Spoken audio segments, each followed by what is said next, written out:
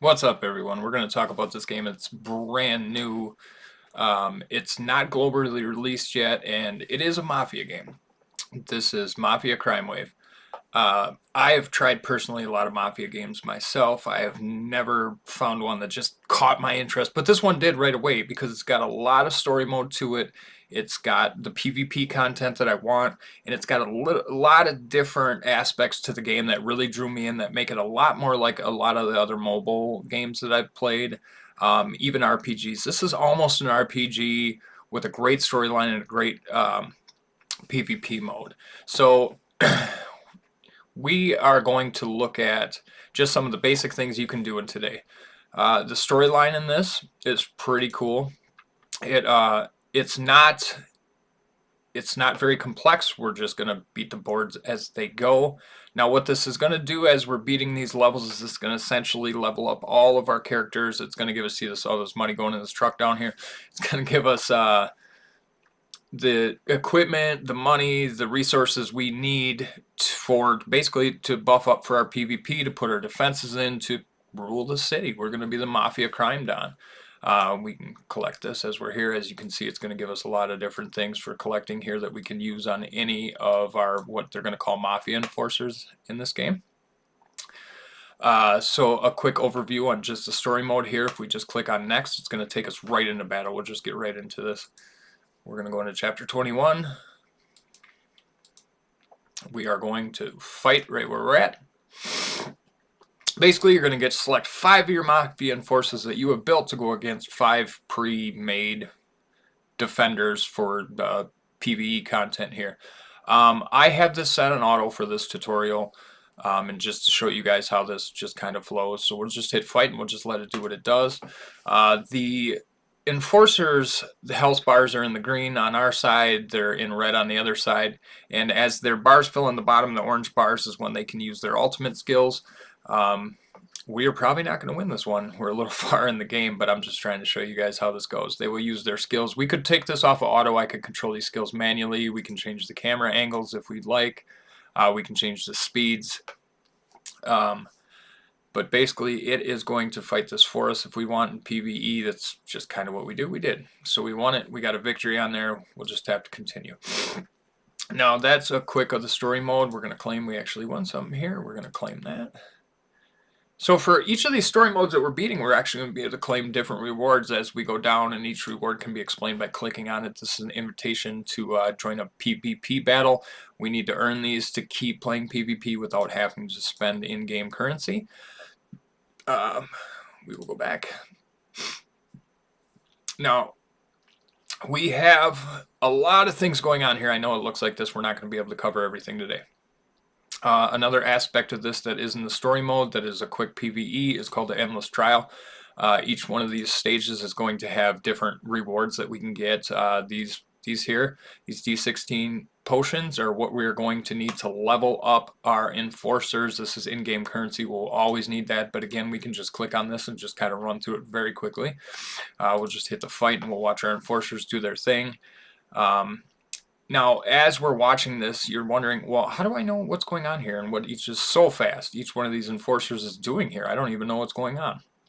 Well, each one of these enforcers has a special skill just like any other game. We have healers, we have tanks, we have frontline enemies, we have shooters. So how do we know what they're going to do? Is this just a click and fight game? Not even close. So if we click on enforcers down here, we're going to see that we have a lineup of the enforcers here. Just like any other game, we have legendary enforcers. We have, they're all in gold. We have our purple, which is one step lower, our blues, which we're never even going to get into or use. And then if we would like to see what an enforcer does, let's check her out first. We can just click on her, and here's her profile. Now her ultimate skill is what she's going to use when when her turn meter levels all the way to full. Her ultimate skill is going to read here that she sprays toxic chemicals, dealing damage equal to 150% of attack to all enemies instantly, and an additional damage equal to 60% of attack per second.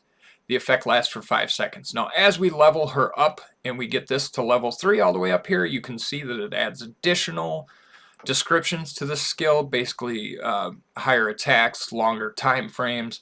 So for her, if we just really don't know, and this is all kind of confusing to us, just reading through this, well, what does she do? So we can put here, it'll even suggest this, the computer feels that she should be placed in the rear. She's best because they're going to attack the front line first and then the back, and she essentially, she's a tactician. She does healing, and she does an AoE attack. So we don't want to have her right up front. She's not a tank. We want her attack to be super high. We want her to keep using her skills here as her turn meter goes up, any of these. And then if as we go along, we're going to want to equip her with things. So each one of these pieces of equipment that she has on here, we can look to see what it does by clicking it. This is going to raise her max HP. If we strengthen it, it'll raise her attack. If we go back, we can go to the next one. This one will do 3 different things. Max HP, attack, and critical damage. The next piece of gear she has on here will do max HP and defense. The next one will do just attack and defense, and the third or fifth one will do max HP and attack.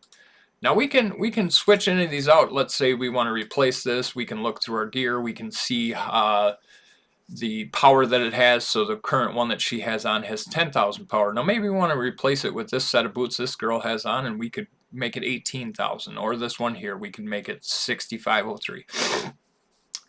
So that's basically her kit right here. They can also gain talents as you level up. I don't have any talents for her currently. You need these stones here. They're the energy amulets, I'm sorry, to activate one of these special skills that she may have here. Okay, so that's just basically, we can go through any enforcer. We can kind of figure out what we want. We can figure out what they do. I have this set up here, so I have 2 AoE attackers, a frontline defender, a healer, and a debuffer buffer. If we want to see all the enforcers in the game, these are just the ones I currently have leveled up. You can just go down the list here. I don't have the ones that are unhighlighted yet. And you can click on them and find out what they do. Okay, so another really cool aspect of this game, they're going to call it the outfit. This would be a guild, basically in any other game, where we will have guild bosses that we will defeat as the day goes on. You will have so many attempts. They will give you gear, in-game money. You can level things that you can invest in your guild here. We work together as a guild. So each time that we defeat some of these particular content, or that we defeat an outfit boss, we will give other people these little presents here called outfit packs. And we can open them to get special in-game things, and they actually share between the whole guild. So this isn't just something you're giving to yourself, this is something you're going to give to everyone in your guild. Now, to level these enforcers up that we have here, we can click on the gym over here, they're going to call it in this game. And essentially we can see we have, our Mafia enforcers. We can pick from any one particular faction that we want, and this is how you upgrade them.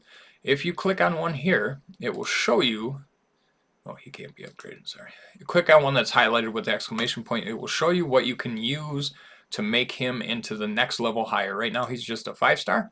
If we want to make him a 1 silver star, we would have to essentially feed him any of these other things in any combination that we had. It will upgrade him. We're not going to do that right now. And then we can click over. We can do that with any of the enforcers. It's very quick. It's very simple. It's very easy to go through. We have the recruiting station here. This is the same as a shard opening or anything else in any other games you play. These are for how many that I can summon of each one at each time. There is a lot going on here, but I'm going to tell you what, guys. This game has so much going on with it. It gets very much in depth, and it even goes into the PvP, because a lot of you guys love PvP as well as I do. So you can come over here in the arena. You can place here in your arena. We're going to see where I'm at here. We're ranked number 10th. You just hit combat. We can pick any one of these 3. If we don't feel that we can beat any one of these 3, we can just hit refresh, till we find somebody we think we can, or we find somebody that may have more points than us. So if we pick this guy right here, we can hit him because we have some free PvP attacks for today. We can take this off auto, but this guy's so low on the pole for me, I don't really need to. Control their skills, they'll do just fine. And this is really cool how they go through this. Each one of them use their skills as you get to know them, or I'll try to explain to you how to use them. You'll understand more why these enforcers are doing what they're doing, and we're just going to keep climbing this ladder, because essentially what we want at the end of the day is to build so much of a beastie enforcement team that we can come down here to the top arena. This is where everybody wants to be in every game. I don't care what anybody says. It's going to be your Hall of Fame. Here we are right down here, number 8. Hall of Fame is not currently open yet. This is the previous one. I didn't make it to the finals. But it's got a great PvP mode, and then if you even want to get more into it, because it's a 5-on-5 PvP, go here into the Dueling Center.